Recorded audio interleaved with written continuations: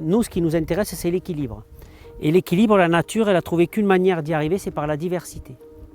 Donc on estime que faire du bio, faire du nature ou de la biodynamie, en monoculture, pour nous, c'est pas possible, c'est une hérésie. Donc il vaut mieux d'abord être en polyculture et après se lancer dans la biodynamie, etc. Parce qu'on a obligatoirement un équilibre qu'on retrouve dans les sols.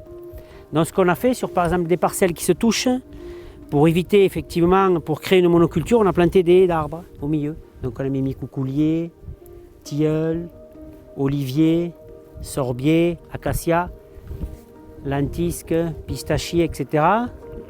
C'est des essences qui ont été prises de manière à attirer les insectes et les oiseaux. Ça, c'est la première des choses qui a été mise en place sur le domaine. Donc, on a quand même planté plus de 7000 arbres. Les premières plantations étaient dans les fin des années 90. Et là, en 2012, on a finalisé et on a clôturé toutes les vignes d'arbres, en fait. Ensuite, maintenant une bonne quinzaine d'années, on a stoppé les labours parce qu'on s'est rendu compte que le labour, c'était bien, mais ça nettoyait trop et surtout, ça détruisait les galeries de vers de terre et d'insectes. Donc, quand il pleut, l'eau, elle glisse et elle ne pénètre pas. Donc, au début, c'est difficile parce que l'herbe pousse et elle crée concurrence à la vigne.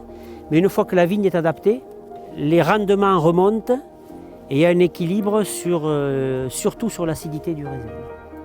C'est-à-dire qu'on a des vins avec beaucoup plus d'acidité et surtout beaucoup plus de fraîcheur. Donc en fait, le non-labour amène aussi une biodiversité dans la vigne, comme on peut voir ici. Il y a énormément d'espèces différentes et puis surtout le fait d'arrêter de labourer, il y a une inversion de flore. Alors nous, ce qu'on fait, comme on cherche la perméabilité des sols, on a aussi inclus des vaches dans les vignes.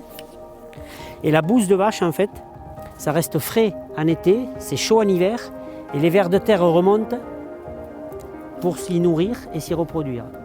Donc on favorise la reproduction du ver de terre,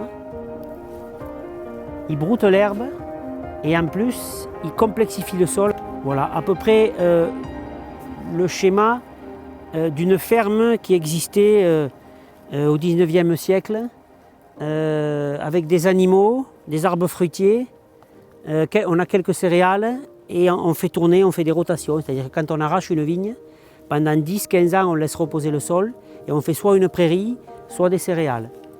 Et l'inconvénient, c'est qu'il faut avoir un peu plus de terrain qu'à l'habitude, de manière à pouvoir faire cette rotation.